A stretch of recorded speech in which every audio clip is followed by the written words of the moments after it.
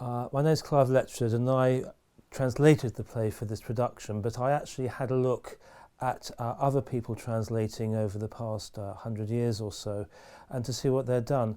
But even before then, I thought it was quite interesting, because the play that Sophocles wrote, he'd changed some of the details from the myth that had been there before for his own purposes. And we see the Romans, Seneca, also did a very similar thing in terms of taking his play by Sophocles and adapting it for his own purposes. So therefore it's very interesting seeing people in our century taking a play and using it for their own situation and to take their own ideas and to put them in there. The first one I looked at was the most recent, written and first performed in 2004 in the Abbey Theatre in Dublin with Seamus Heaney. He's a man who came out of the troubles of Northern Ireland, is born in Derry, and you might think his take on it would be a freedom fighter against the state and against an oppressive state, which is probably his kind of idea of the state that he was living in.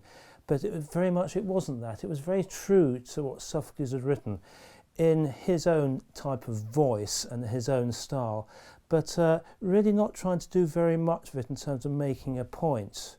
Well, at least that's what you think when you read it. But if you read what he said about it, he was inspired by Bush's War on Terror and saw very much Antigone as a figure that was commenting on that as well at the same time. So I was when I started looking at that, I was quite interested, because he didn't give the take that I might have expected, but it was there in his mind.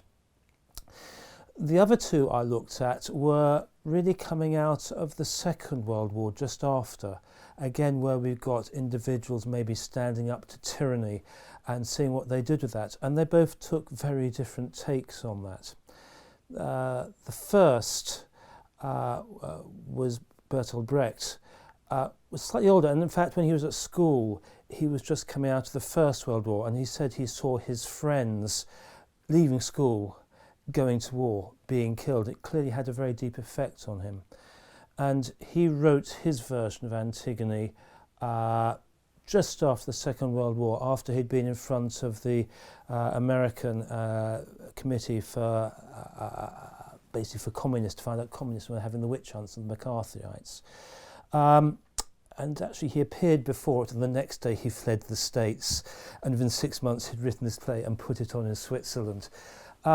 He portrays it very much as the state as a war machine, very unpleasant, very difficult to live in, very claustrophobic.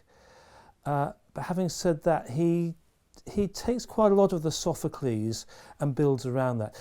The most noticeable thing really is he puts on a sort of introduction, which is in the present day. Two sisters come back and they actually come into their house, they're starving, there's food on their table. One of them hopes, is it my brother who's come back to help us?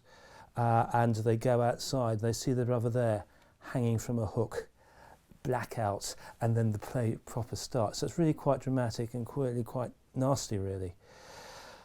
The other one I looked at was by Jean Anouilh, who's on the French side. Again, he was coming out of the Second World War, and in fact it was put in during the Second World War in 1944, when France was under occupation, so you had the Germans in there, and it was put on in theatre. People went to it, the Germans allowed it. So in what sense was he criticising? In what sense was he collaborating?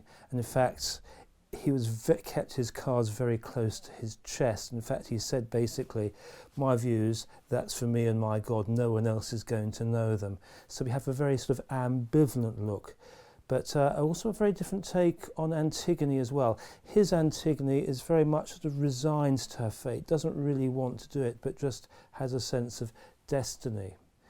In Sophocles, we have Creon. He's very much against her, really outraged at the way she is acting. But in Anouilh's version, Creon is a kindly sort of father figure. He understands. He says at one stage, I will take as much time as it takes to convince you that you're wrong, to put you right. So that's quite an interesting take, trying to downplay the antithesis between the rebel and the authority.